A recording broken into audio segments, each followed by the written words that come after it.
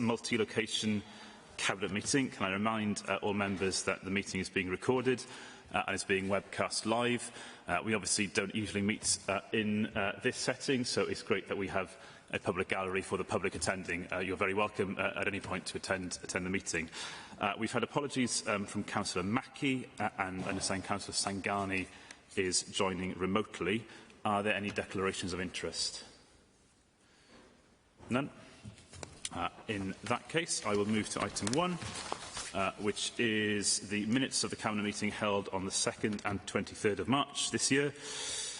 Colleagues, are we content to agree these as a correct record? Thank you. Item 2 is the report concerning delivering a permanent improvement in air quality on Castle Street in the context of citywide sustainable transport proposals. You will note there are yellow pages in this report, so please keep your comments away from these unless we need to go into closed session. And note there's also a scrutiny letter circulated. Can I invite Councillor Diath to introduce the report? Thank you. Thank you very much, Leader. It feels like we've been on a really long journey with Castle Street. It's one of the most significant and focal streets in the city centre. It's a vital part of the wider highway network and has very high levels of traffic, and as a result it became non-compliant in terms of air quality. In 2018 we were issued by a directive from Welsh Government requiring us to lower those levels to within EU limits, particularly concerning nitrogen dioxide. In 2019, Cabinet published a clean air plan, setting out the measures we would undertake to do that, which consists of a series of major works in and around the city centre. Without going through a kind of blow-by-blow history of what we've done during the pandemic, the road was closed to general traffic, a pop-up cycleway was installed, and a temporary outdoor seating area put in and then removed following public consultation. And in October 2021, Castle Street reopened to all traffic on an interim basis whilst we did more post-COVID modelling and analysis, so not only on Castle Street but the surrounding area. I think we need to be clear, Castle Street has been compliant since 2021, and since then we've really been considering two major options, two permanent schemes for the street. One is very much as now, with it open to all traffic, and the other option too is only allowing buses, taxis and cyclists to use the street. Both of the options will be permanent, there'd be SUDs, there'd be a permanent cycle lane and other enhanced features. The detailed air quality modelling we've done has really come back with three major findings. And the first one is both of those options bring the air quality down to legally required levels. The second finding is that banning general traffic on Castle Street would create an increase in nitrogen dioxide on the wider road network, but marginally improve it on the road itself, but notably increase it on both the A4119 and the A48. And the third thing the modelling found was that closing Castle Street to general traffic would have quite an effect on the resilience of the wider road network. And we talk about the effects of resilience quite extensively in the Cabinet report, but there are two facets of it that really leap out at me as being significant. And the first one is the effect that displacing traffic out of the city centre into more suburban areas would have on our bus service, which is obviously really important service for encouraging people out of cars. So we want to improve and enhance. And the other major network effect is taking into account the work that's going to be happening on Callaghan Square. It's really great to get the money from the Levelling Up Fund for Crossrail, matched by Welsh Government, but the work involved in laying those tram lines through Callaghan Square will remove, we think, 50 to 70% of the capacity. So having Castle Street closed at the same time, we think, will cause problems for the wider network. So the recommendation in the Cabinet report is that Castle Street remains as is, open to all traffic, but obviously with permanent features added that are compliant with Welsh Government regulations. That's obviously subject to funding from Welsh Government, and that being successful, work will start sometime in 2024. I mean, But I must say, Councillor Thomas, I was very sympathetic to people who wanted Castle Street closed at the time. I think it was absolutely the right thing to do. It's the right thing we should be doing more of. We need to be bold. We need to be innovative in our solutions around public space and active travel and making the city better and more livable for people. But I think as we stand in 2023, I think the conversation slightly moved on from closing this road, doing these little interventions, to looking at the network more as a whole. There are too many cars on the roads of Cardiff. I think we can all kind of generally agree that that's the case. We need better alternatives to the private car, which I think to a degree we don't have at the moment, and taking into account the impacts of other things we're doing. There's lots of things going on in the city in terms of transport, and taking into account all those impacts, particularly what's happening around Callaghan Square. I don't think closing Castle Street is the best way of achieving our transport objectives, and we can achieve them much better through other means. So as the economist John Maynard Keynes said, when the facts change, I change my mind, what do you do? So I think at the moment the best decision for sustainable transport and active travel is to keep Castle Street open. And of course we can still do some good placemaking around it. For example, Pride Cymru at the Castle this year, and Castle Street will be closed for that. So we can still do some really interesting and exciting things and achieve our goals through different means. So thank you. The last 3 years, I cast my mind back to the early summer of 2020, as we were at the very start of emerging from the pandemic. Real concern at that point, I think, about the resilience and economic future of city centres, and it was on that basis, to encourage the footfall back, that the previous cabinet, under my leadership, closed the road entirely and put that cafe provision on, and saw, almost overnight, a significant uptick in activity in that location. I think that was absolutely the right decision to be taken in that circumstance. I think the conversation, as you say, has evolved since then, and particularly with the developments happening on the south side of the city and the public transport infrastructure that we are in the process of installing there. I think it changes the calculation. And very interesting to see in the letter from Scrutiny, and I know some of the members of that committee in the past have been very in favour of closing or keeping Castle Street closed to private traffic, but I think a recognition from that committee that given the wider impact on the transport network, they felt it should remain open. So I'm endorsing this proposal before us today. Does anybody else from Cabinet wish to comment? No. Any points from across the chamber?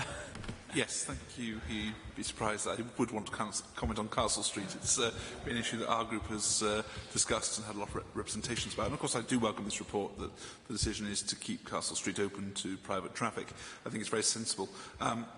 In particular, I want to focus on paragraph 46, which talks about the impact on the network, and you alluded to that, Dan, as to how closing Castle Street to private traffic does filter it out throughout the network. I found in more recent years that I've been making journeys from the very Glamorgan to this very building, and it's quite interesting that the sat-nav very much clearly recommends that Castle Street is the way to go to get through there. You may disagree, you may think I should be going a different route, but actually the quickest way to get through at the appropriate speed limits is to come through Castle Street, and it's very important.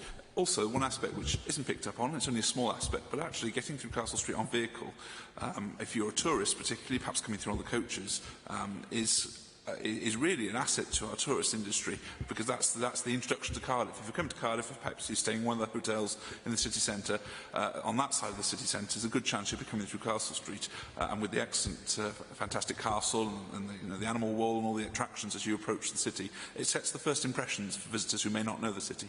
Appreciate that's not the driving force behind the decision or the research into this, but I thought it's something there. But we very much welcome the decision, and we hope that that will be not be reversed, and that will stay as it is, open to traffic as we go on. Thanks, Adrian. No, I accept your point, Adrian. I mean, we want Castle Street not just to have permanent features, but to look attractive. I mean, it's an integral part of the capital city of Wales. We want it to be aesthetically pleasing and a place people want to go. But really, I mean, in more general terms about closing streets, I mean, it's not something I resolve from in its entirety. We're big fans of low traffic neighbourhoods, that kind of thing. But I think the particular issue with Castle Street is closing it at this particular time. And Claire Muggeridge spoke very, very eloquently at Scrutiny about this. There's a certain kind of confluence of events, really, that make it particularly kind of problematic to shut it. Thank you. Councillor Berman. Thank you, Councillor Thomas. I was listening, I think, to what you were saying, Councillor Diath, and I think what we've had here is an experiment, obviously, and clearly we've learnt from that, and the Council hasn't been able to grasp what it originally was looking to do. But I suppose what occurs to me here is what you were saying about the fact it was clearly apparent that when you shut it, it just sort of moved traffic to other routes, they became overly congested, etc. But I don't think that's particularly a new finding, because I think that was fairly apparent once we started to open up after the pandemic that was happening, and I certainly experienced that when I was trying to travel east to west myself. And I got regular correspondence from a resident who was a bus user who was basically pointing out that the buses were getting stuck in that congestion as well. So it wasn't really allowing the free flow, even for those who were trying to use alternative, more sustainable means of travel. But I suppose, the ultimate test for this is about air quality.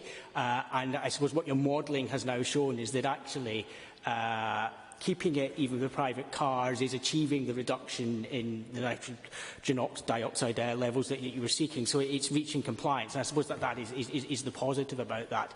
But what I suppose the questions I've got is whether the modelling that has led to those conclusions, was that not available to us earlier to be able to sort of check that out and to be able to know what the impact would be on traffic flows elsewhere. And also, if I could just pick up something that the Scrutiny Committee picked up, because they say that the report talks about nitrogen dioxide levels, but it doesn't refer to particulate matter and the general measures of air quality. So I'm just wondering if we've been looking at those as well, and if we've been able to draw any conclusions so that we get a full picture about the impact on air quality. I'll bring Councillor Diath in now, but just to be clear, the plan that is being taken forward is exactly the proposals that were proposed as part of our response to the clean air issues on Castle Street back in at the beginning of 2020. It was only the measures put in during the pandemic that were at odds with that position, and that reflected the significant decrease in traffic at that time as well. So we are delivering what we said we would deliver. Dan? No, I mean, I think it's been a success. I mean, I think you need to cast your mind back to the period around the pandemic when people were scared to re-enter the city centre, scared to shop. I mean, and businesses were struggling. I think particularly the outdoor seating area. I think that's an important part of kind of rebooting the Cardiff economy. I mean, we can obviously we didn't have the detailed modelling that we have now. We can obviously make educated guesses about how things might work. I think we weren't of one mind about the effects it was having, but the issue is, I think, you can make decisions which cause displacement, but then you can make other decisions which try and address that displacement, if that makes sense. And I think in this particular context now, we're making other decisions, particularly around buses. I mean, buses are one of our top priorities as, bus priority measures and all kinds of things planned. We've got a strategy coming forward very soon. And it's how those things would interact with a closed Castle Street. So it's not that you can't do these things. It's that you can only do certain things, without causing problems for the network. But on particulates, I don't know whether Andrew could jump in. Sorry. The question on particulates in the report, Rodney? The Scrutiny Committee has mentioned that the report doesn't say anything about particulates and general air quality, and I'm just wondering if we've been looking at that and if we have any conclusions that we can share. Sorry, okay.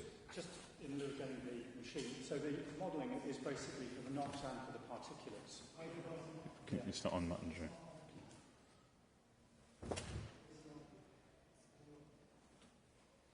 I think he's trying to say that the modelling is also for particulate matter. That's included in some of the monitoring we've done.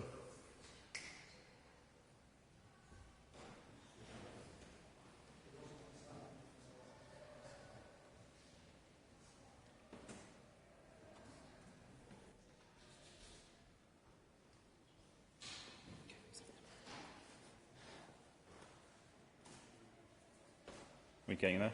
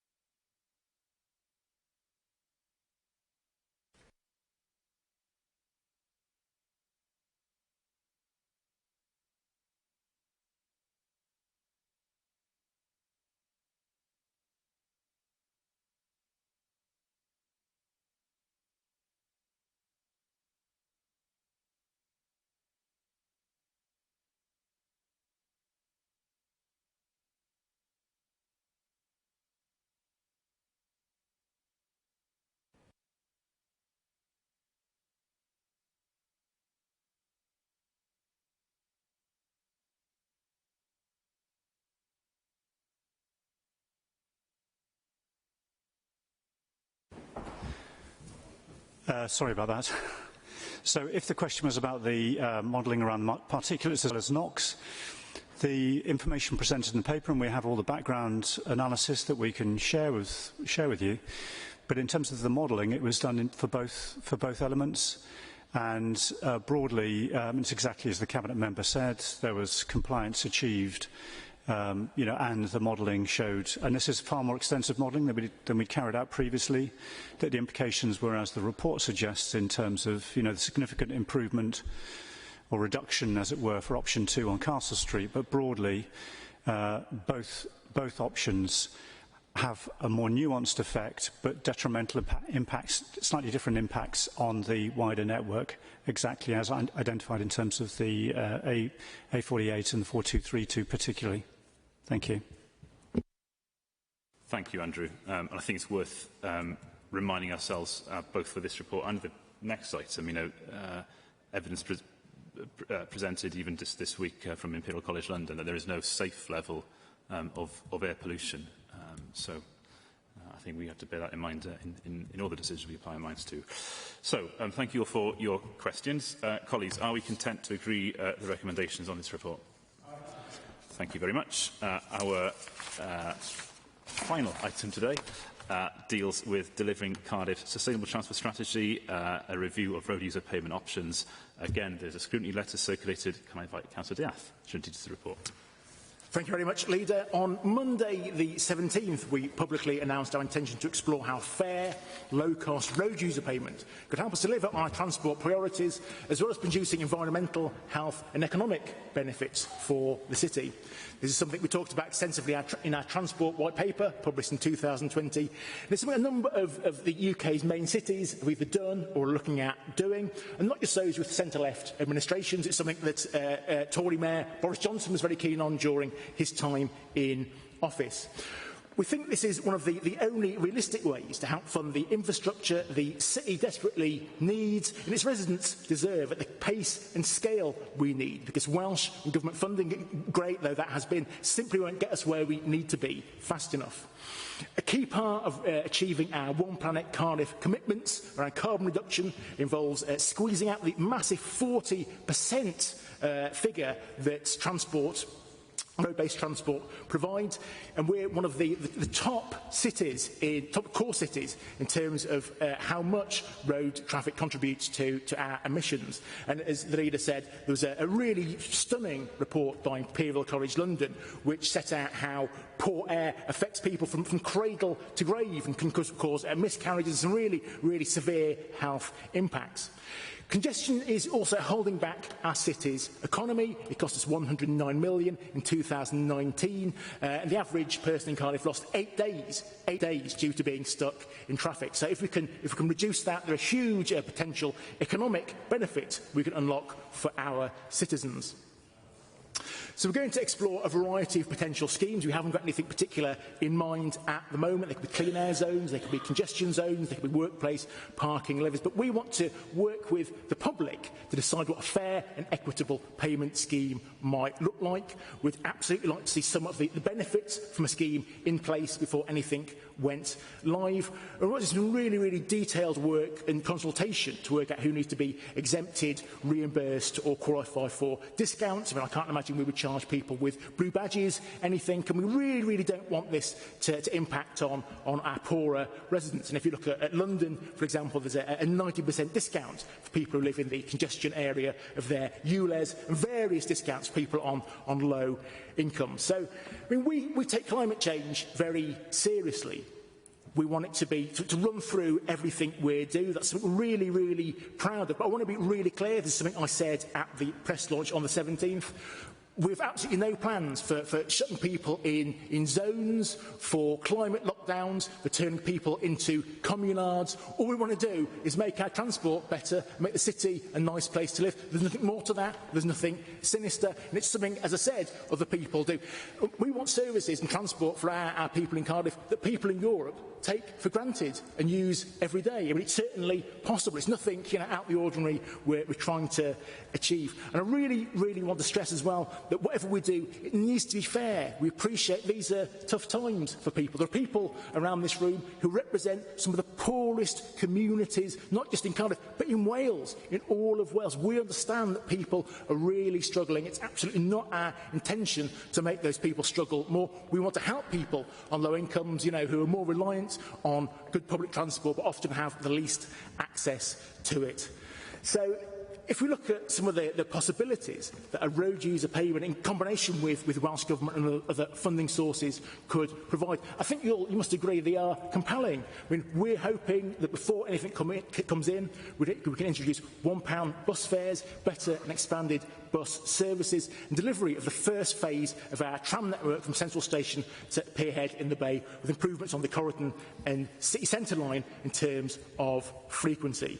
And then once a scheme's in place, again, working with Welsh Government, we're hoping for a citywide tram system possibly, including Crossrail and the Circle Line, with new stations with a minimum 4 trams an hour, a prioritised bus network across the city with a reliable turn-up-and-go service, delivering an electric bus and taxi fleet, support for the development of a wider regional commuter shop and metro and bus network, completion of the Eastern Bay Link with enhancements to enable a better traffic flow around the wider city circumference, and sustainable travel incentives like discount tickets, bike vouchers and that kind of thing. I mean, I want to stress nothing will come into effect until at least 2027. We want to have a really a proper, meaningful conversation with our citizens, people from outside the city, our business community, all kinds of stakeholders involved. We want to set up a residents panel that's representative, so everyone's voice can be heard. There are no easy answers to these questions, but the questions that need to be addressed, and we hope together we can find the solutions to give us the public transport service our city deserves. Thank you very much, Councillor Diath. Any comments from Cabinet colleagues? Conscious there is a debate coming up later this afternoon. Some of you may be saving your voice for then. Councillor Wiles. Yeah, thanks, Leader. Thanks, Dan. And colleagues, I guess just from a climate change perspective, I mean, the schemes, obviously, we're looking at, and the process is about a whole lot more than that. So all these things are interrelated. But I think we all need to be clear that when we're looking at ambitions around climate change and the fact that we've said we're going to be bold about climate change and trying really hard to drive down on emissions, it's very clear that we don't have all the levers we might like as a city, that some of them are out of our control, but transport is the one lever we do have. 40% of the emissions in Cardiff come from car transport, vehicle transport, so really important that we really look into that and take that seriously. But it strikes me, I've spent a huge amount of time speaking in schools recently with young people, and they keep on asking us to take bold decisions and take difficult decisions, and that's what we're doing. That's what we're doing with this around those important issues. So, really trying to take the right decisions for things like climate change, for emission. We've got to really make a start on it because time is running out in many ways, but time is running out on our targets as well in terms of getting to our emissions down. Thanks, Cara. Councillor Merry.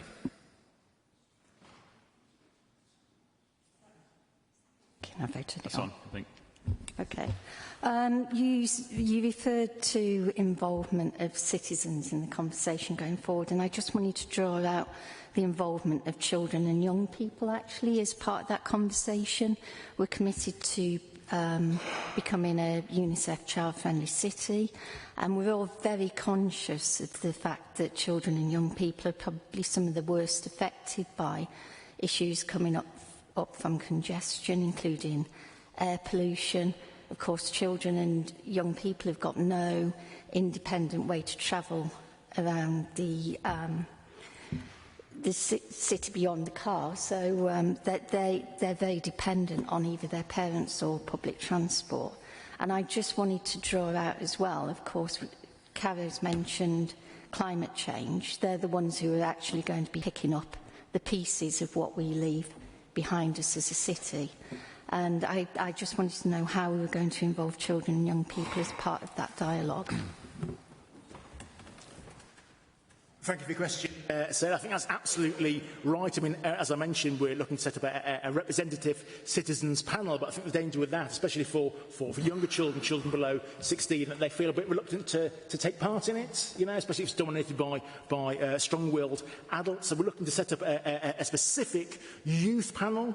We want all the materials used to be translated into child-friendly language, hopefully using our child-friendly Cardiff team, and do a real kind of bespoke piece of work so children feel comfortable to share their views and thoughts and ideas and any concerns they have, and hopefully you can be part of that work with us. Thank you, Dan. I'll go across the chamber. Councillor Robson. Thanks, Councillor Thomas. Obviously, there's a debate later this afternoon, so I'll keep all of my comments for that. You know, I am vehemently against this proposal for a road user payment. You described it as you wanting some sort of fair and equitable payment in your comments then. Well, no payment at all would be fair and equitable in my opinion. I just think this is a very bad idea for the city. I think it'll cause a lot of damage to the city. I'll outline my reasons why later on. But I just think that this is a very sad day for the city when we're starting to go down this road.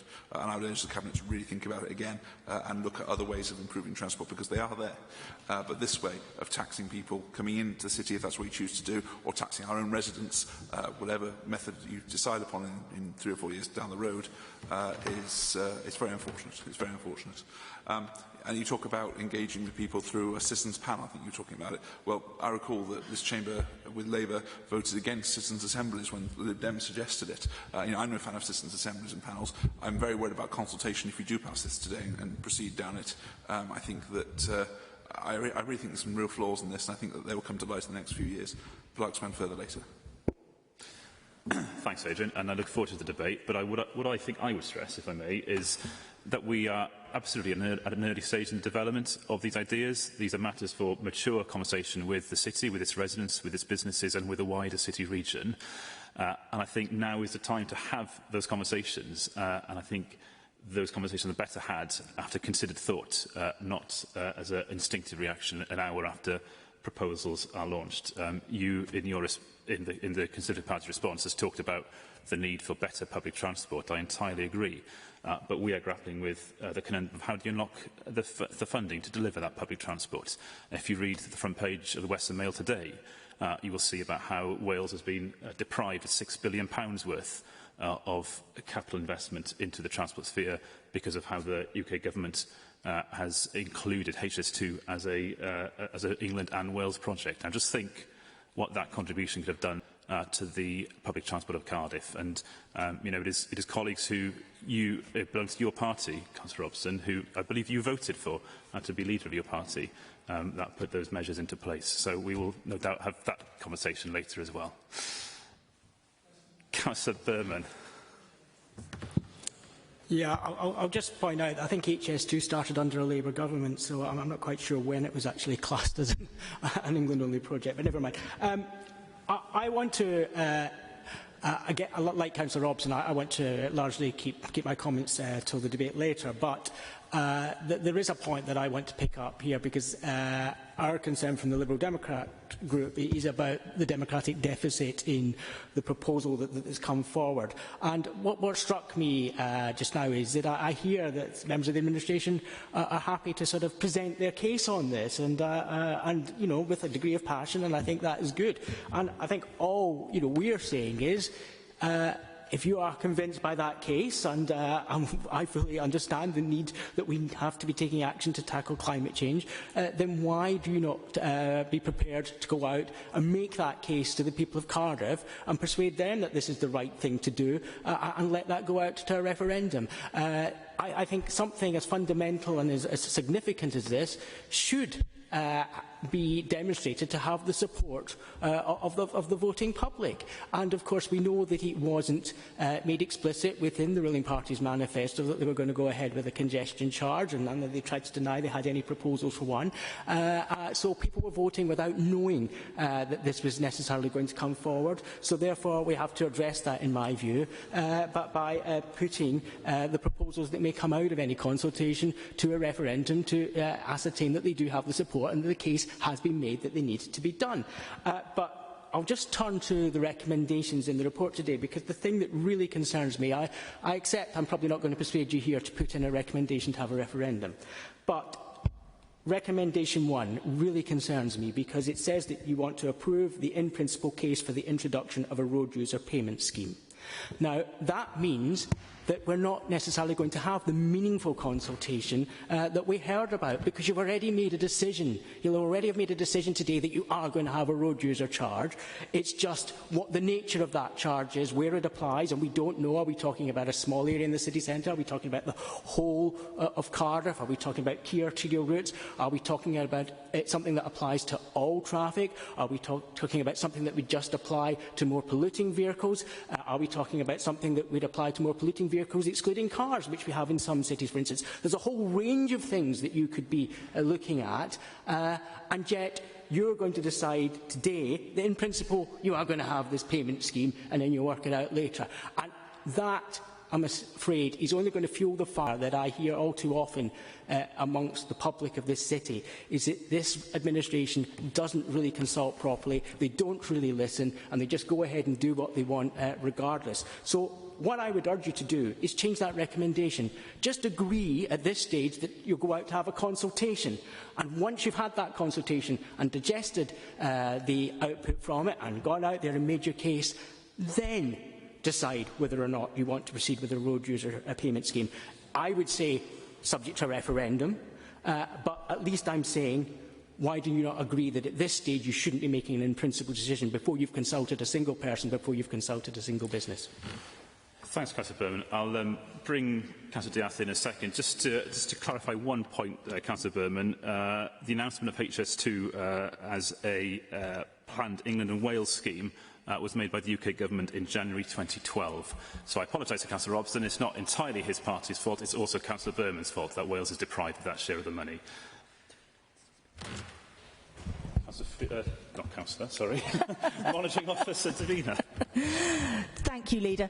I thought it might be useful if I just pointed out paragraph 1 of the report, which very clearly says to seek authority from the Cabinet for endorsement of the in-principle case for the introduction of a road user payment scheme subject to consultation and equality impact assessment of the proposals and the preparation of a robust business case. Advice has very clearly been given throughout the consideration of this that it does have to be subject to consultation, equalities impact assessment, consideration of future generations and well-being implications. And so we need to be very clear that any decision made today is solely an in-principle one. It's the start of a process, not the end of a process. And the Cabinet have been advised, and I'm sure they will confirm that consultation has to meet what are known legally as the gunning principles, and those will be set out in the legal implications in this report. But they are that the consultation has to take place at a formative stage in the proposals, and that enough information has to be given for the public to be able to take a reasonably informed decision. They have to be given enough time to consider that and form their views, and the responses to the consultation have to be genuinely taken into account before a final decision is reached. And I'm sorry if you feel that isn't clear enough from the recommendations, but that point has been made continually, and I know the Cabinet are on board with and understand that. Thank you. Sorry to come in, Leader, but I thought it might be useful. That's very helpful. I don't know, I think the point's been covered, hasn't it? Councillor, I'll let you come back in, because it's on that point. Just as we've had intervention from the legal officer, I suppose, could you just clarify, though, that there isn't a requirement that an in-principle decision has to be taken at this stage, and that the Cabinet could be making a decision at this stage to do a consultation and then decide about whether to go ahead with the scheme at a later date? That could... Yes, Councillor Berman, it's legally possible for the Council to decide, for the Cabinet, to decide that. But I actually think that is what the Cabinet are effectively doing. But they also want to be fair and make sure they are clearly consulting on what is in their mind. And what is in their mind is the principle of a road charging scheme, but they need to consult on that. And the budget for this scheme does include funding for consultation, quite a bit of funding for consultation actually, I did check that. So I am comfortable that this is a legally compliant decision and that there will be genuine consultation taking place. Thanks. Thank you, Davina. That's really helpful. Councillor Bradbury, someone to come in? Yeah, it's an unorthodox request. I'd like to ask the Liberal Democrat leader a question. Should there be a... No facility to ask Okay, well, I'll make it as a point. Given his well-known love for local referendum and his stand-up views on it, and several times ignoring local referendums when he was leader of the council, what would the Liberal Democrats, what would their stance be in a local referendum?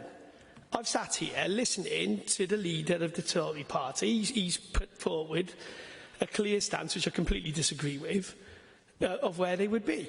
What the Liberal Democrats, who have in this chamber called time and time again for us to look at this very issue and have accused us of not being brave enough, accused us of not going far enough in dealing with the climate emergency, what would they do if we went? What would their next step be if we accepted which we're not going to do, Rodney? Accepted their stance on this? How would they campaign in that referendum? Because I think this is all about politics, Rodney. You are waiting to see what public opinion will be, and then you'll do what a typical Liberal Democrat does and jump on the side you think is most popular. And I don't agree with what Adrian's doing, but it's far more honest than what you're doing. And so, with that hypothetical question, leader, what do you think the Liberal Democrats would do if we did actually go down the path and went down a local referendum? Given that they've wanted to ignore the results of referendums, they've wanted to ignore the results of referendums that they don't like, that they've called for. They were the first party to call for a Brexit referendum. They wanted to ignore the result from that. I wouldn't wish to comment, Councillor Bradbury, on what the Liberal Democrat Party is so minded to do, but hopefully Councillor Berman will tell us in his contribution in the debate later.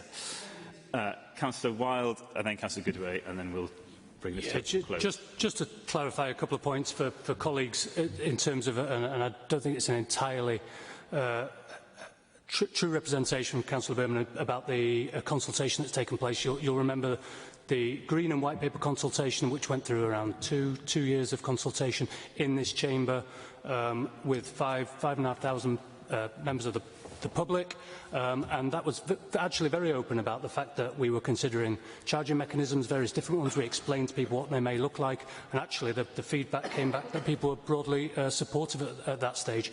And I should point out that at that stage your party took part in that consultation. You gave submissions, and I must say actually was one of the strongest submissions for charging mechanisms, especially because of your concern around air quality. So I don't think it's entirely true to say consultation hasn't taken place. It has over many years. But we also need to progress those consultations, and that's what we're looking to do with the decisions today, to actually move things forward rather than going round in circles. Thanks, Caro. Councillor Goodway.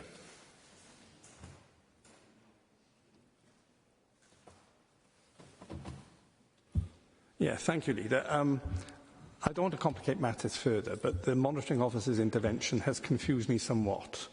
Are you saying that the recommendation as written is suggesting that the administration is in principle committed to introducing a road user charge subject to the outcome of a consultation yet to take place?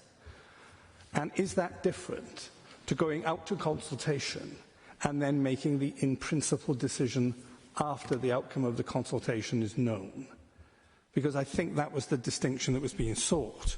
And my understanding is that the advice that we've had so far is the recommendation as written is confirmation that in principle the administration is wanting to do this subject to the outcome of a consultation process, not awaiting a decision in principle to do it after that consultation has been carried out.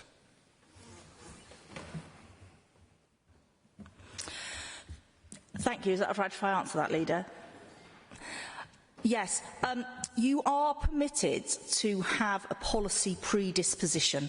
What you're not allowed to do is have absolutely made your minds up in advance and prejudge a position. But I think it would be fair to say that because of the importance of holding consultation that is fair and putting enough information out to allow the public to reach a conclusion, you are saying you have a policy predisposition to go down the charging route. However, you need to carry out full consultation, take into account quality impact assessments, Future Generations and Wellbeing Act, etc.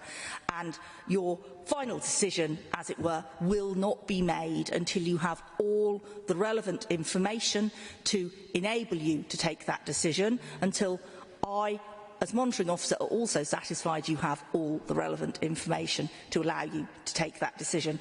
Does that clarify it for you and Councillor Berman? Is that sufficient? That confirms what I thought when I arrived at the meeting. Oh, I'm sorry if I confused you. Good discussion. Nice little overture to what comes up at 4:30. I hope you will all join us then. Colleagues, are we content to agree the recommendations? Thank you very much. That concludes the business of the day. Diolch yn fawr. Thank you.